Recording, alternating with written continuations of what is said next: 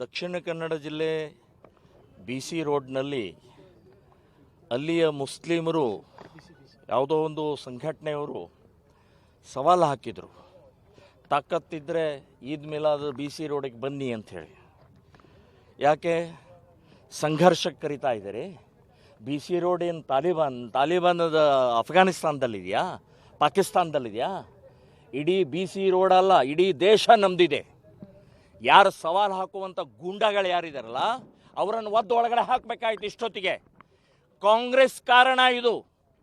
ಕಾಂಗ್ರೆಸ್ ಸರ್ಕಾರ ಬಂದ ತಕ್ಷಣವೇ ಮುಸ್ಲಿಂ ಸರ್ಕಾರ ಬಂದುಬಿಟ್ಟಿದೆ ಅಂತನ್ನುವಂಥ ಸೊಕ್ಕಿನಿಂದ ವರ್ತನೆ ಮಾಡ್ತಾ ಇದ್ದಾರೆ. ಅದಕ್ಕೆ BC ರೋಡ್ ಇರ್ಬೋದು, ನಾಗಮಂಗಲದ ಘಟನೆ ಇರ್ಬೋದು, ಇಂಥ ಘಟನೆಗಳು ಆಗ್ತಾ ಇರೋದೇ ಈ ಕಾಂಗ್ರೆಸ್ಸಿನ ಅಪೀಸ್ಮೆಂಟ್ ಪರಿಣಾಮದಿಂದ. ಸೊ ನಾನು ಹೇಳೋದು BC ರೋಡ್ ಅಲ್ಲ, ಶ್ರೀನಗರದಲ್ಲೇ ಚಾಲೆಂಜ್ ಮಾಡಿದ್ರು ನೀವು.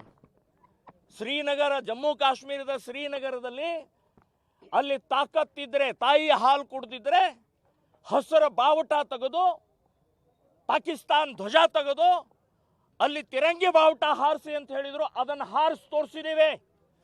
ಈ ದೇಶದ ವೀರ ಸುಪುತ್ರಿದ್ದೇವೆ ನಾವು. BC ರೋಡ್ ಅಲ್ಲ, ನಿಮ್ಮ ಮನೆ ಒಳಗಡೆ ಬರ್ತೀವಿ ನಾವು. ಈ ರೀತಿಯ ದರ್ಪ ಸೊಕ್ಕು ಇನ್ಮೇಲೆ ನಡೆಯೋದಿಲ್ಲ.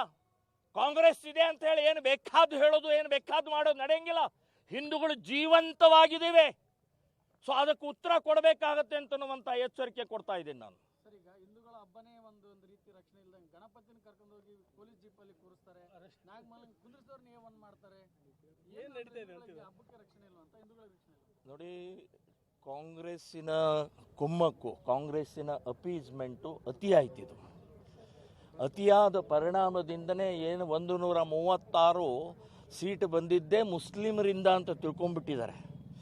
ಈಗ ಎಲ್ಲ ಹಿಂದೂಗಳಿಗೆ ಗೊತ್ತಾಗ್ತಾ ಇದೆ ಇದು ಅತಿಯಾದಂಥ ಅಪೀಸ್ಮೆಂಟ್ ಅಂತನ್ನುವಂಥದ್ದು ಗೊತ್ತಾಗ್ತಾ ಇದೆ. ಕಾಂಗ್ರೆಸ್ನವರೇ ಇದೇ ರೀತಿ ಮುಂದುವರೆದ್ರೆ ಕಸದ ತೊಟ್ಟಿಗೆ ಹೋಗ್ತೀರಿ ನೀವು, ಹೇಳಿ ಹೆಸರಿಲ್ದಾಗ ಹೋಗ್ತೀರಿ ನೀವು. ಇನ್ನು ನಾಗಮಂಗಲದ ಮಸೀದಿ ಒಳಗಡೆಗೆ ಬಾಟಲ್ಗಳು, ಪೆಟ್ರೋಲ್ ಬಾಂಬ್ಗಳು, ಕಲ್ಲುಗಳು, ಚಾಕು ಚೂರಿಗಳು ಹೇಗೆ ಬಂತ್ರಿ? ಮಸೀದಿ ಅಂದರೆ ಪವಿತ್ರವಾದ್ದು, ಮಸೀದಿ ಅಂದರೆ ನಮಾಜ್ ಮಾಡುವಂಥದ್ದು, ಪ್ರಾರ್ಥನೆ ಮಾಡುವಂಥದ್ದು ಹೇಳಿದ್ದನ್ನು ಇವತ್ತು ಒಳಗಡೆ ದಂಗೆ ಸ್ಥಾನ ಆಯ್ತಲ್ಲ, ಅದು ದಂಗೆ ಮಾಡುವಂಥದ್ದು. ಹಾಗಾದರೆ ಅಪವಿತ್ರ ಕಲ್ಲು, ಬಾಟಲ್ಗಳು, ಬಾಂಬ್ಗಳು, ಚಾಕು ಚೂರಿ ಹಾಗಾದರೆ ಅಲ್ಲಿ ಹೇಗೆ ಬಂತು? ಒಳಗಡೆ ಹೇಗೆ ಬಂತು? ಪೊಲೀಸರ ವೈಫಲ್ಯ, ಗುಪ್ತಚರ ವೈಫಲ್ಯ, ಕಾಂಗ್ರೆಸ್ಸಿನ ಕುಮ್ಮಕ್ಕು ಅಂತನ್ನುವಂಥದ್ದು ಹೇಳಿದೆ. ಚಲುವರಾಯ ಸ್ವಾಮಿ ವ್ಯವಸ್ಥಿತವಾಗಿ ಇದನ್ನು ಗಲಾಟೆ ಮಾಡಿ ಮುಂದಿನ ದಿನಗಳಲ್ಲಿ ಏನೋ ಒಂದು ದೊಡ್ಡ ಸಾಧನೆ ಮಾಡಬೇಕು ಅಂತನ್ನುವಂಥದ್ದು ಮಾಡ್ತಾ ಇದ್ದಾರಲ್ಲ, ಇದು ಶೋಭೆ ತರುವಂಥದ್ದಲ್ಲ. ಇಡೀ ಕರ್ನಾಟಕದಲ್ಲಿ ಕಾಂಗ್ರೆಸ್ ಸರ್ಕಾರ ಇದನ್ನು ಹದ್ದು ಬಸ್ನಲ್ಲಿ ಇಡದೇ ಇದ್ದರೆ ಇಡೀ ಹಿಂದೂ ಸಮಾಜ ಸಿಡದೇಳುತ್ತೆ ಅಂತನ್ನುವಂಥ ಎಚ್ಚರಿಕೆಯನ್ನು ಕೊಡ್ತಾ ಇದ್ದಾರೆ.